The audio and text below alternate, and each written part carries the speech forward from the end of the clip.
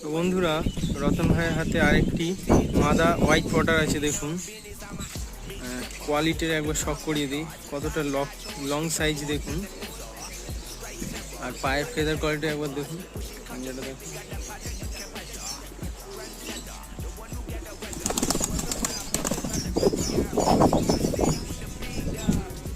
দেখুন বন্ধুরা, পায়ের ফেদার কোয়ালিটি, লং সাইজ।